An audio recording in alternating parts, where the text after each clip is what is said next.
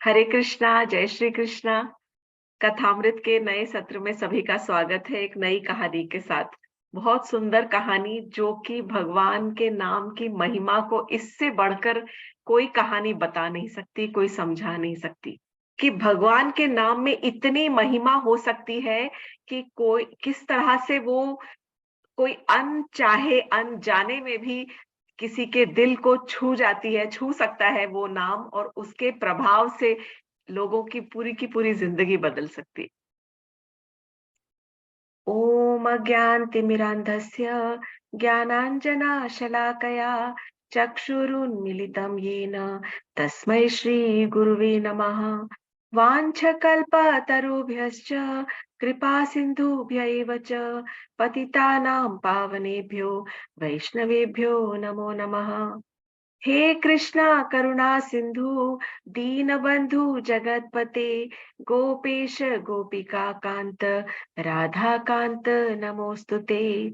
तप्त कांचन गौरांगी राधे वृंदावनेश्वरी वृषभानुसुते देवी प्रणमामि हरिप्रिये। हरे कृष्णा कृष्णा कृष्णा हरे हरे, हरे राम राम राम हरे हरे। सो ये कहानी है कि 15वीं शताब्दी में, जैसे कि मैंने पिछली बार भी कहा था कि ये जो 15वीं शताब्दी और 16वीं शताब्दी के आसपास बहुत सारे संतों का जन्म हुआ है हमारे भारत भूमि में। बहुत सारे, it was like a saint revolution.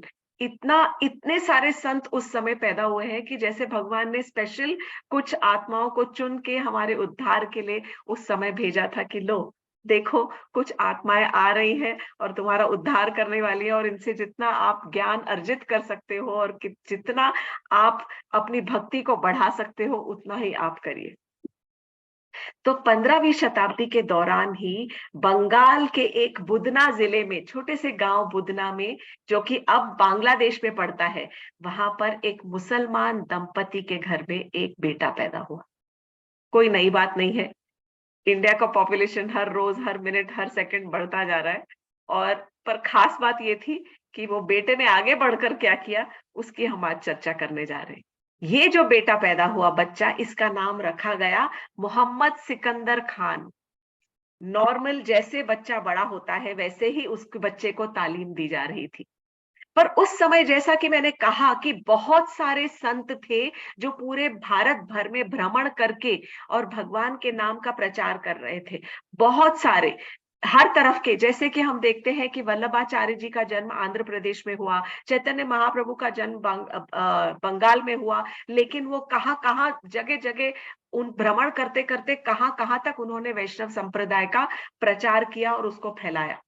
तो उस समय एक गुरु थे जिनका नाम था अद्वैत आचार्य, जो कि चैतन्य महाप्रभु के ही उनके पार्षद थे। लेकिन ये जो गुरु थे ये भी भ्रमण करते करते जब ये बंगाल की तरफ पहुंचे, बांग्लादेश में, तब वहां पर उनके प्रचार के प्रभाव से ये जो बच्चा था ये बहुत ज्यादा प्रभावित हो गया।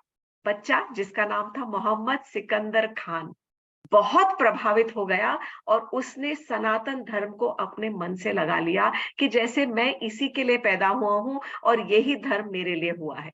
ऐसे बहुत सारे हमने किस्से देखे होंगे जहां पर लोग अपने धर्म को परिवर्तित कर देते हैं, पर ये जो परिवर्तन था ये हृदय से परिवर्तन था। ये केवल धर्म का परिवर्तन नहीं था, ये केवल भगवान के नाम की ओर जो आकर्षण था, भगवान के प्रति का जो आकर्षण था, उस आकर्षण से ये परिवर्तन हुआ था।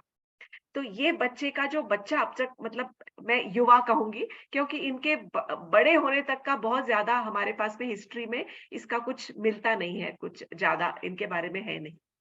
जब ये युवा होने के बाद इन्होंने सनातन धर्म को अपनाया और सनातन धर्म को लेकर ये भगवान का नाम का जाप करने लगे, तब वहां पर उसी समय बंगाल के जो गवर्नर थे, वहां पर लोगों ने काजी के पास कंप्लेन कर दी। अब कोई भी वहां पर सारा सारा मुसलमान संप्रदाय है, और जब कोई भी मुसलमान अगर कोई कहीं पर भी थोड़ा सा तहलका मच जाता है कि अरे इसके बेटे ने और इस लड़के ने अपने धर्म को परिवर्तित कर लिया और ये अपने आप को अब हरिदास कहता है। हरिदास यानी हरि का दास, भगवान का सेवक। तो अपने आप को हरिदास कहता है, ये तो कहाँ ही जाएगा, नरक में जाकर जहन्नुम में जाने वाला इसने काम किया है और इसको इसकी सजा मिलनी ही चाहिए। सारे की सारी संप्रदाय में तहलका मच गया, सारे मुसलमान समुदाय में सबने जाकर काजी के पास कंप्लेन कर दी। वो काजी गया गवर्नर के पास, और क्योंकि उस समय बंगाल का जो गवर्नर था वो भी मुसलमान था, और उसने उनकी सारी बातें सुनी और तुरंत हरिदास को वहां पर बुलवाया गया कोर्ट में। जब हरिदास को कोर्ट में बुलाया गया तो वहां पर उससे सवाल पूछा गया कि अच्छा सुनो मोहम्मद सिकंदर खान, ये बताओ कि तुमने अपना धर्म परिवर्तन क्यों किया, तुमने अपना नाम क्यों बदला। तब हरिदास ने कहा कि यदि अल्लाह एक है, भगवान एक है और उसके नाम कई सारे हैं, तो हमें भी ये स्वतंत्रता होनी चाहिए कि हम अपने अल्लाह को किस नाम से बुलाएं। हम उसे अल्लाह कहकर पुकारे या कृष्ण कहकर पुकारे या राम कहकर पुकारे, उससे तुम्हें क्यों तकलीफ हो रही है। जब हरिदास ने इस तरह से डायरेक्टली वो गवर्नर को एकदम खींचा, तो गवर्नर बहुत हिल गया और उससे ये इंसल्ट जो थी, ये अपमान सहा नहीं गया। उसने तुरंत वहां से एक तरह का फतवा ही निकाल दिया और उसको इस तरह का एक जजमेंट निकाला कि इस लड़के को हर एक बाजार में ले जाकर सारे समुदाय के बीच में पीटा जाए। मतलब आप समझिए कि अगर गांव में या शहर में आज अगर आप गिनती करेंगे कि कोई भी एक शहर के अंदर कितने बाजार होते हैं, छोटी छोटी कम्युनिटीज होती है, जहां पर भी लोग बस जाते हैं वहां एक बाजार जमा हो जाता है, जहां पर भी एक सेटलमेंट है, कॉलोनीज बन जाती है, घर बन जाते हैं, वहां पर बाजार होता है।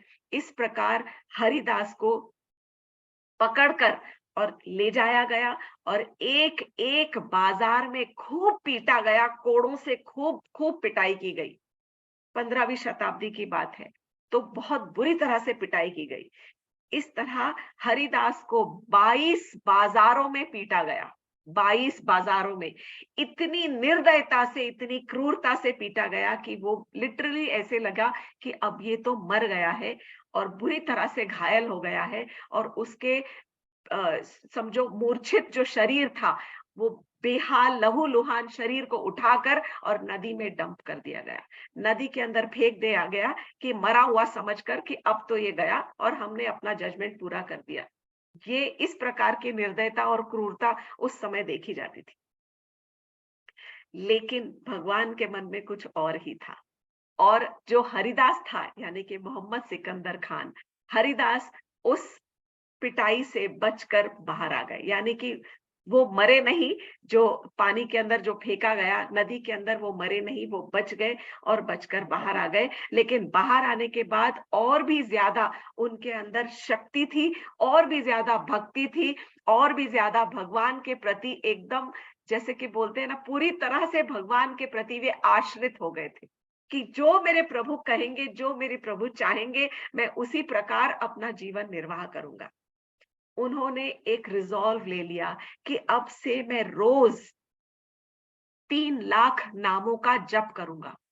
एवरी डे 3 लाख बार मैं अपने प्रभु का नाम जपूंगा, और भले मुझे कुछ दिनों में एक बार जाकर मधुकरी करके और बाहर जाके भीख मांग के अपनी भिक्षा लेके और थोड़ा थोड़ा खाना पड़े, लेकिन मुझे ये रोज में नियम से मुझे ये पालन करना ही है। उन्होंने एक जंगल में जाकर अपना एक छोटा सा झोपड़ा बनाया, घास फूस का झोपड़ा बना के कच्ची झोपड़ी में, और वो रहने लगे। वहां पे एक तुलसी का पौधा लगाया और तुलसी की रोज सेवा करते, जल डालते, पूजा करते, और वहीं पर तुलसी जी के पास में जाकर वे बैठ जाते और अपने 3 लाख, अपनी माला के ऊपर 3 लाख जो उनका था कि मुझे नियम से भगवान का नाम जाप करना है, वो अपना पूरा करते थे। इस बात की चर्चा पूरे शहर में फैल गई। सब उनको बहुत मान देने लग गए। उनका नाम, उनकी शोहरत आग की तरह पूरे शहर में फैल गई कि ये तो सच में सच्चा भक्त है, कि कौन इस प्रकार अपना जीवन निर्वाह कर सकता है। लेकिन बंगाल में एक अ, बंगाल में एक जमींदार था जिसका नाम था रामचंद्र खान। तो मैं एक ये कहानी सुना रही हूँ, इसके बाद एक और हरिदास ठाकुर की कहानी ज़रूर सुनाऊँगी। पूरा ज़रूर सुनिएगा।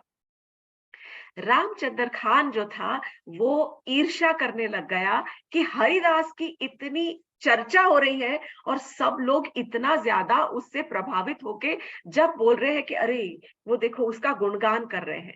बहुत ज़्यादा ईर्ष्या जो है ना, इंसान को अंदर ही अंदर जला देती है। उससे बुरी कोई चीज़ नहीं है। बहुत-बहुत बुरी बात है ये ईर्ष्या जो है। तो इतनी ज़्यादा ईर्ष्या करने लग गया कि उसने ठान लिया कि मुझे इसकी भक्ति को भंग करना है। तब उसने क्या किया, रामचंद्र खान ने अपने शहर की जितनी वेश्याएँ थी, उन सबको बुलाया अपने पास और सबको बुलाकर एक पार्टी कराई, खाना-पीना खिलाया अच्छे से और उनको कहा कि देखो, मैं तुम्हें कुछ काम देने वाला हूँ। जो भी इस काम में सक्सेसफुल होगा, उसको मैं बहुत ज़्यादा इनाम दूँगा और कई हज़ारों अशर्फियाँ अपने खज़ाने में से निकाल कर मैं भेंट दूँगा। तो जब उसने बताया काम, काम ये था कि ये जो हरिदास है, जो जंगल में झोपड़ा बनाकर बैठा है, तुम में से कोई भी एक उसका जाकर उसका जो ब्रह्मचर्य है, वो भंग करो। उसका जो भक्ति है, उसको भंग करो और उसका एक बार खाली ऐसा करो कि जाओ उससे मिलो और उसको अपने जाल में फँसाओ। तब जब जाल में तुम्हारे फँस जाएगा, तब मैं अपने पुलिस के जो अपने मेरे जो शागिर्द हैं यहाँ पर, उनको मैं भेजूँगा और रंगे हाथों पकड़वा कर सारे शहर में उसकी पोल खोल दूँगा और उसका नाम खराब करके उसका नाम बदनाम कर दूँगा। यही मेरा एम है। मैं जानता हूँ कि ये बहुत बड़ा ढोंगी है, ये नाटक कर रहा है यहाँ। तो जितनी सारी वेश्याएँ थी, उसमें से केवल एक जो वेश्या थी, उसने कहा कि डन, मैं ये चैलेंज एक्सेप्ट करती हूँ और जब मैं सक्सेसफुल होकर आऊँगी, तब तुम्हें मुझे इतनी सारी अशर्फियाँ देनी पड़ेंगी। रामचंद्र खान मान गया। अगले ही दिन वो जो औरत थी, वो जो वेश्या थी, वो शाम के समय पर एकदम अच्छे से सुंदर से सज-धज कर और कुछ जैसे आज पहनती है इस तरह की, मतलब कुछ खुले तरह के कपड़े वगैरह पहनकर और बहुत मेकअप करके और तैयार होके सज-धज कर और वो जंगल में गई और जाकर वहां पर हरिदास ठाकुर के घर के बाहर वहां पे खड़ी हो गई। वहां पे खड़े होकर वहां देखने लगी तो हरिदास ठाकुर तो तुलसी जी के पास में बैठकर अपनी माला पे माला नाम का जाप कर रहे हैं। तब उस समय हरिदास ठाकुर ने पूछा, देवी, आप तो बहुत ही सुंदर हैं, आप यहाँ पर क्यों आई हैं? क्या बात है? आप मुझे बताइए, आपका क्या कार्य है जो आपको मुझ तक यहाँ पर खींच के लाया है? तब उस जो वेश्या थी, उसने कहा कि हरिदास, आपका नाम हरिदास है ना? बहुत आपके नाम के चर्चे सुने हैं मैंने और अब आपको जो मैं देख रही हूँ, तो मेरा मन तो आपके ऊपर पूरी तरह से मोहित हो गया है। आपका बदन इतना सुंदर है, इतना गठीला है, आप नौ नौ न नौजवान हैं, इतने लंबे-चौड़े शरीर के और आप इतने इतने सुंदर युवक हैं कि मेरा मन आपके ऊपर प्रेम से पागल हो रहा है और मैं आपके साथ में मिलन करना चाहती हूँ। मैं आपके साथ में एक रात बिताना चाहती हूँ। हरिदास ठाकुर ने कहा, देवी, आपने जो इच्छा प्रकट की है, मैं आपकी इच्छा को ज़रूर पूरा करूँगा। लेकिन मेरी एक छोटी-सी समस्या है। मैंने ना रोज़ 3 लाख नाम जप करने का एक प्रण ले रखा है और जब तक वो जाप पूरा नहीं होता, मैं कुछ भी नहीं करता, मैं खाता भी नहीं। और आज का मेरा जो जाप है, वो थोड़ा अभी बाकी है। जैसे ही ये जो जाप मेरा पूरा हो जाएगा, मैं ज़रूर आपके साथ मिलन करूँगा। तब उस समय वो बोले कि आपको चाहिए तो आप बैठ जाइए, नहीं तो यहीं पर मेरा नाम जप सुनते रहिए। तो वो वेश्या बोली, नहीं, नहीं, आप करो, करो, मैं समझती हूँ, मैं खड़ी हूँ थोड़ी देर यहाँ। उस समय फिर से जो हरिदास थे, उन्होंने आँख बंद करके, आँख मूंद के फिर से वो अपना माला जाप करने लग गए और भगवान का नाम जप करने लग गए। ऐसे जप करते-करते पूरी रात निकल गई। यहाँ पर वो वेश्या जो थी, कई बार उसने यूँ अपना पल्ला गिराया, अपनी अदाएँ दिखाने की कोशिश की, अपनी जुल्फ़ें बिखेरी, पर हरिदास ठाकुर का तो आँखें ही बंद थी। वो तो कुछ देख ही नहीं रहे थे और वो नाम का ही जाप कर रहे थे। ये भी वेट कर रही थी कि चलो अभी खत्म हो जाएगा। करते-करते आधी रात बीत गई, उसके बाद और रात बीत गई और वेश्या को नींद आ गई। वो वहीं बैठ के और ऊँघने लग गई। देखते ही देखते जो हरिदास थे उनका नाम जप चलता रहा और देखते ही देखते सवेरा हो गया। सवेरे की सुबह की स्वर्णिम किरणें सूर्य की उठकर जब तुलसी महारानी के ऊपर पड़ी, तब बहुत सुंदर तुलसी खिल रही थी और हरिदास भगवान का नाम का जाप कर रहे थे। परंतु वो वेश्या की नींद जब खुली, उसने इतना सुंदर नजारा देखा, उसने कहा मेरी तो रात गई, इनका तो काम ही रात में होता है। और फिर वो अपना पल्लू संभाल कर, सर ढककर वहां से निकल गई, चली गई वहां से। जाकर उसने सीधा रामचंद्र खान से कहा कि देखो, आज तो ऐसा हुआ, पर मैं एक बार आज और प्रयत्न करूंगी, क्योंकि मैंने ये तुम्हें वादा किया है कि मैं 3 दिन के अंदर ये तुम्हारा कार्य सफल जरूर करूंगी। रामचंद्र खान से वो कह रही है, मुझे 3 दिन की मोहलत दो, मैं 3 दिन के अंदर अपना वादा जरूर निभाऊंगी, क्योंकि मुझे इन पैसों की बहुत जरूरत है। रामचंद्र खान ने कहा ठीक है, दिया। अब अगले दिन वो थोड़ा सा और जल्दी शाम को पहुंची। जब अगले दिन शाम को पहुंची, तब फिर से वहां पर जाके बैठ गई और देखने लगी, तुलसी महारानी के पास जाके वो बैठ। अब हरिदास वहां पर अपना नाम जाप कर रहे हैं और बोले, देवी, मुझसे बहुत बड़ी गलती हो गई, कल मुझे बिल्कुल समय नहीं मिला, क्योंकि आपने देखा कि मैं तो नाम जप करने में इतना मग्न था कि मेरा समय मेरा पूरा हुआ ही नहीं और आपको यूं ही जाना पड़ा।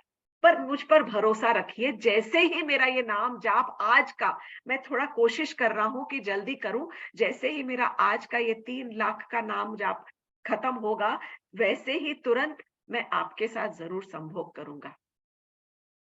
उस समय फिर वही हुआ, रात बीती, पूरी की पूरी रात खत्म हो गई, ऐसे की ऐसे ही वो फिर ऊँघ गई और सो गई और हरिदास पूरी रात नाम जप करते रहे। दूसरा दिन चला गया, अगले दिन फिर वो जो वेश्या थी, वो फिर गई रामचंद्र खान के बाद पास और बोली कि देखो, ऐसा है, ये आज का दिन उसने मुझे प्रॉमिस किया है कि लास्ट आज जरूर वो मेरी इच्छा पूरी करेगा। और ये कहकर वो उस दिन थोड़ा और जल्दी शाम को कुछ और ज्यादा तैयार होके और सज के और गजरे के फूल लगा के अपने बालों में और महक इत्र वगैरह छिड़क कर और सुंदर होकर और उसके पास में आई। जब वहां पर आई, तब हरिदास ने कहा कि देवी, मुझे क्षमा करो, मुझसे बहुत बड़ी बड़ी गलती हो गई है। एक्चुअली क्या है, आप समझो, प्रण मैंने ये लिया है कि पूरे महीने में मुझे 1 करोड़ नाम का जाप करना है। अगर मुझे 1 करोड़ नाम का जाप करना है, तो वो मेरा बस अब पूरा ही होने वाला है, थोड़ा ही बाकी है। जैसे ही वो मेरा 1 करोड़ का जाप खत्म होगा मेरे महीने का, तुरंत मैं आपकी इच्छा को जरूर पूरी करूंगा और मैं आपको ये वचन देता हूं, उन्होंने कहा। ये सब सुनकर, शब्द सुनकर, वो जो अ, वेश्या थी, प्रोस्टिट्यूट, वो वहीं बैठ गई और बैठ के और हरिदास ठाकुर को देखने लग गई। अब 2 रातें तो यूं ही देख रही थी, देखते देखते समय निकलता जा रहा था। हरिदास ठाकुर हरि हरि हरि हरे कृष्णा जो भी अपने भगवान का नाम जाप कर रहे हैं। और तभी ये जो वेश्या थी, बैठे बैठे उसके मन में भी आया कि अरे, ये इतना नाम का जाप कर रहा है, मैं यहाँ बैठे बैठे क्या इसकी शक्ल देखती रहूं पूरा समय, 2 रात शक्ल देखते देखते और मैं सो जाती हूँ, मैं भी बैठे बैठे भगवान का नाम का जाप ही कर लेती हूँ। तो जैसे हरिदास ठाकुर नाम जाप कर रहे थे, उसी तरह से इस वेश्या ने भी साथ साथ नाम का जाप करना शुरू कर दिया।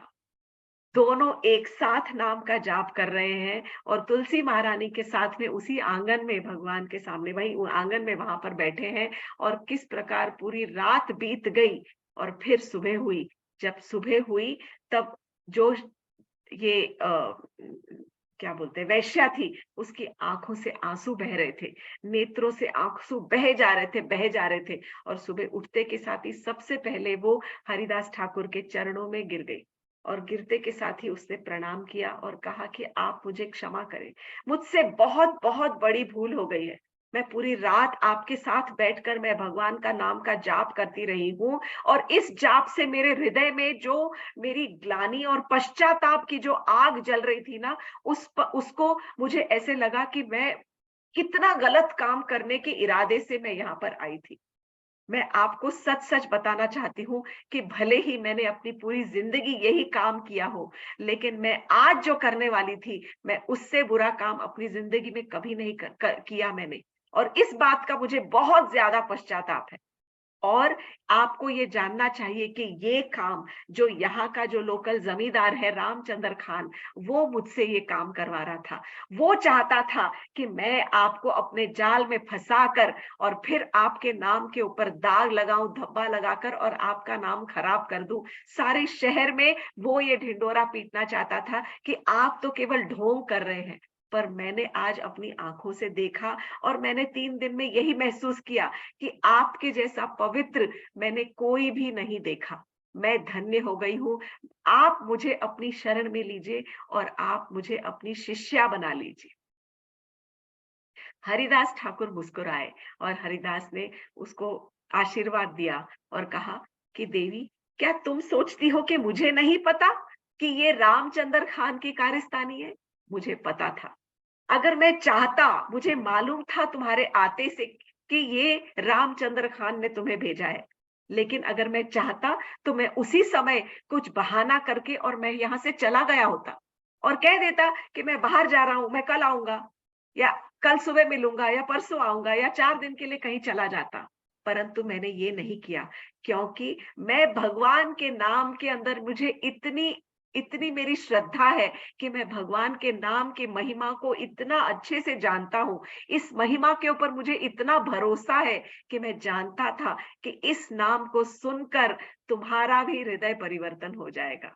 और मैं फिर कौन होता हूँ तुम्हें इस नाम से वंचित करने वाला? अगर मेरे नाम जाप सुनने से अगर तुम्हारा भला होता, जो मैं जानता हूं कि भगवान इतने कृपालु हैं कि उनका नाम जो अगर एक बार भी सुनता है तो उसका जीवन परिवर्तित हो जाता है, हृदय परिवर्तित हो जाता है और वो भगवान की भक्ति की तरफ अपने कदम उठाना शुरू कर देता है।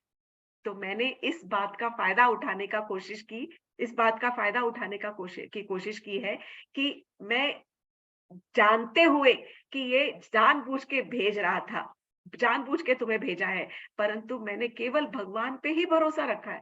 मैंने कुछ नया नहीं किया। और जहां रही शिष्या होने की बात, तो मैं आज तुम्हें भगवान का नाम का मंत्र देता हूँ और मैं ये कहता हूँ, मैं तुमसे कह रहा हूँ कि तुम रोज नियमित रूप से तुलसी महारानी की सेवा करो और भगवान का नाम का जाप करो।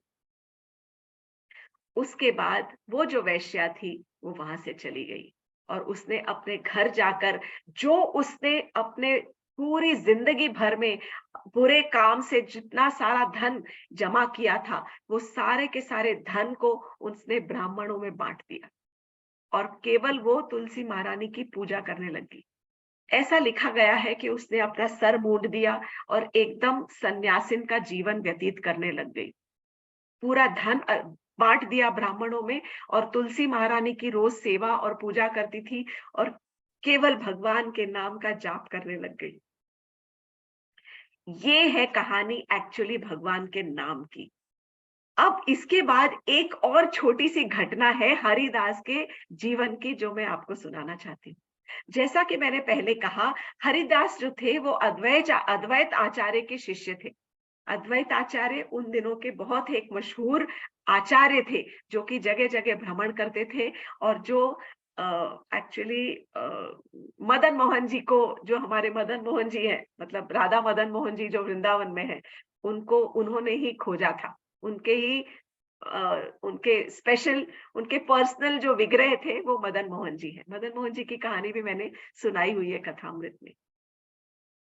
तो एक बार अद्वैत आचार्य ने एक बहुत ही सुंदर यज्ञ का आयोजन किया, बहुत बड़े यज्ञ का आयोजन किया, प्लान किया।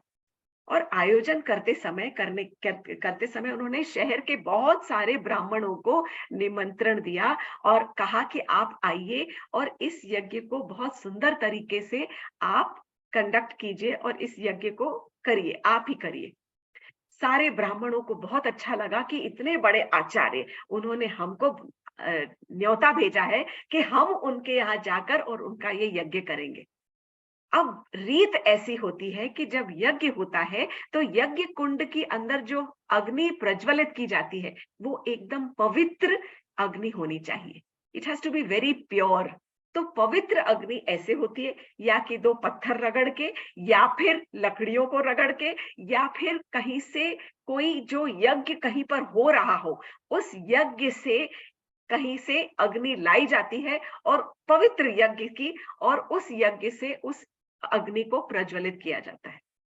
अब अनफॉर्चुनेटली या फॉर्चुनेटली उस समय कहीं पर भी कोई भी यज्ञ की अग्नि उनको नहीं मिली, और उन्हें समझ नहीं आ रहा था कि हम इस यज्ञ की अग्नि को कैसे प्रज्वलित करें।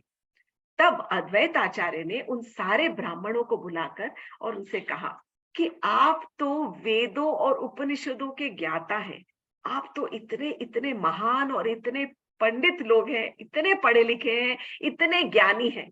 मुझे बहुत आप लोगों के ऊपर भरोसा है। उनको बहुत उनकी प्रशंसा की, और मुझे आपके ऊपर इतना भरोसा है कि आप अपने ज्ञान की और भक्ति की जो महिमा, जो भक्ति का जो अंदर आपके पावर है, भक्ति की शक्ति के योग से आप जरूर कोई एक शुद्ध अग्नि प्रज्वलित कर सकते हैं। तो आप एक मेडिटेशन में जाइए, यानी कि कुछ ऐसा कीजिए कि आप भगवान के नाम का स्मरण करते और अपने योगिक शक्ति से यहाँ पर एक जो यज्ञ है, यज्ञ की जो अग्नि है उसको प्रज्वलित कीजिए। सारे ब्राह्मणों को बहुत अरे छाती फूल गई कि अद्वैत आचार्य ने हमारी प्रशंसा कर दी। सारे के सारे वहां पर बैठ गए, और उन्होंने सब, इतने सारे बहुत फेमस बड़े बड़े ब्राह्मण बैठ गए, और सब ने एक साथ अपना मंत्र तंत्र योग जो लगाया, अपना मन की शक्ति से, मानसिक शक्ति से, अपनी योग शक्ति से बैठकर ध्यान लगाकर बैठ गए, और वो उस जो अग्नि थी उसको प्रज्वलित करने की बहुत कोशिश करने लगते। काफी समय बीत गया पर अग्नि तो प्रज्वलित न हो पाई। तब सारे के सारे ब्राह्मणों के जो सर थे वो शर्म से झुक गए, और उन्हें समझ नहीं आ रहा था कि हम आ भी गए, अब हो क्या, अग्नि ही नहीं जल पा रही है।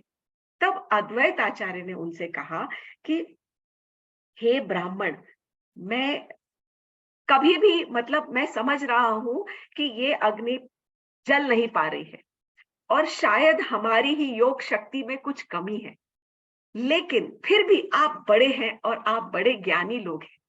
लेकिन सबसे पहला कदम हमारा ये होता है कि जब हम अपनी कमियों को एक्सेप्ट करते हैं, तब हम अपनी ईगो के ऊपर, हमारा जो अहंकार है उसके ऊपर हम काबू पाते हैं, और उसके आगे हम बढ़ने की कोशिश करते हैं। जो अहंकार है उसके ऊपर शुरुआत कैसे होती है कि पहले हम अपनी कमियों को एक्सेप्ट करें, फिर हम उसके ऊपर काम करें। तो और अपने आप को सुधारने में कभी भी देर नहीं होती। अद्वैत आचार्य उनको कह रहे हैं कि इनडायरेक्टली कि तुम्हारे में कमी है और तुम इसे एक्सेप्ट कर रहे हो, इसलिए मैं तुम्हें रिस्पेक्ट कर रहा हूं, और कभी भी अपने आप को सुधारने में कभी कोई देर नहीं है। देयर इज नेवर, कभी आप इतने भी बूढ़े हो जाओ लेकिन अपने आप को सुधार करने का एक मौका, कभी भी देर नहीं। It's never too late in life to enhance yourself. Correct. हम कितनी चीजें अपने जीवन में 60 साल 70 साल में कुछ शुरू कर सकते हैं, और क्यों नहीं, कभी भी कर सकते हैं। तो उन्होंने क्या कहा कि एक और मेरा शागिर्द है, उसका नाम है हरिदास। अब हरिदास का जो नाम था उसको सुनते ही सबके चेहरे ऐसे लाल लाल हो गए। क्यों? क्योंकि वो तो यवन था, म्लेच्छ था, सबके नाम से सबको ऐसा लगता था अरे ये तो मुसलमान है, इसके पास कैसे जाए। तो उन्होंने कहा कि ऐसा करिए, केवल मेरी एक आपसे विनती है कि ये सूखी घास मैं आपको दे रहा हूँ, ये थोड़ी सी सूखी घास ले जाइए, और ले जाकर वो जो मेरा शागिर्द है उसको तो मैंने यहाँ न्योता भी नहीं दिया था, वो तो केवल भगवान के नाम का जाप ही करता रहता है। आप केवल ये सूखी घास ले जाकर उसके पास दे दीजिए, और उससे कहिए कि इसके अंदर शुद्ध अग्नि की प्रज्वलित, शुद्ध अग्नि प्रज्वलित कर दे, ताकि हम अपनी इस यज्ञ की अग्नि को जला सके। मरता क्या ना करता वाली बात थी। सारे के सारे ब्राह्मणों ने वो सूखी घास उठाई, और घास लेकर, और वे वहां पर अद्वैत आचार्य के कहे अनुसार, उनके निर्देश अनुसार वो पहुंचे हरिदास ठाकुर के पास में। अब हरिदास ठाकुर ने ब्राह्मणों को देखा, और फिर उनसे सुना कि उनके गुरु ने कैसे उनको आदेश किस देकर भेजा है कि आप अग्नि प्रज्वलित कीजिए। हरिदास ठाकुर ने वो जो घास थी वो सामने रखी, आंखें बंद करके, और वो केवल हरि का नाम जाप करने लग गए। जैसे ही वे केवल हरि का नाम जाप करना ही शुरू ही किया था, आंखें बंद करके, तुरंत उन्होंने 1 सेकंड के लिए जो आंखें खोली तो वो जो घास रखी हुई थी सामने, उसमें आग सुलग गई। दैट वाज प्योर अग्नि। ये हरि के नाम की महिमा है। और क्योंकि हरि का, भगवान का नाम आप भी लेते हैं, मैं भी लेती हूँ, सारे दुनिया लेती है, परंतु ये महिमा इतनी शुद्ध आत्मा से निकल रही थी कि आप सोचिए कि ब्राह्मण भी ना हरि का नाम, भगवान का नाम जाप करते होंगे, पर कुछ तो होगा उस आत्मा की, जो इंटेंशंस और शक्ति, जिस पावर से वो नाम लेते होंगे, उसमें इतनी शक्ति होगी कि सूखी घास उसी समय प्रज्वलित हो गई, और उस घास से लेके आकर उन्होंने उस अग्नि को से अपने यज्ञ को प्रज्वलित किया और फिर यज्ञ संपन्न किया। बहुत ही सरल तरीके से अद्वैत आचार्य ने बिना किसी से लड़ाई झगड़ा किए, बिना किसी से बात किए, बिना किसी को नीचा दिखाए, ब्राह्मणों के सामने उन्होंने अपने एक शिष्य को और भगवान के नाम की महिमा को इतना ऊपर उठा दिया कि उस महिमा को सारे जगत को बता दिया कि जिस प्रकार ये भगवान का नाम जाप कर रहे हैं, उसी प्रकार अगर आप भी भगवान का नाम जाप करोगे तो आप अपने पूरे जीवन को, हृदय को परिवर्तित कर सकते हो, और आप इतनी शक्ति भी प्राप्त कर सकते हो। बहुत सारी कहानियां हैं, पर आप सिंपल सी इस कहानी के माध्यम से, मैं केवल सिर्फ इतना ही, सबको समझ आ गया, बताने की भी जरूरत नहीं है कि एक जो गैर बिरादरी में, अलग कम्युनिटी में पैदा हुआ बच्चा, भगवान के नाम के प्रति उसको इतना आकर्षण हो गया, और उस आकर्षण से उसने शुद्ध हृदय से उस नाम को ऐसा अपनाया, और इतना जाप करके उसके प्रभाव से कई लोगों का जीवन और कई लोगों का हृदय बदल दिया। ये थे हरिदास ठाकुर। इनकी कहानियां बहुत सारी आपको पढ़ने के लिए पढ़ने को मिलेंगी। आज का सत्र हम यही समाप्त करते हैं, और भगवान के महिमा की कृपा को समझिए और सब में बांटिए। यही मेरी आप सबसे विनंती है। हरे कृष्णा, जय श्री कृष्ण।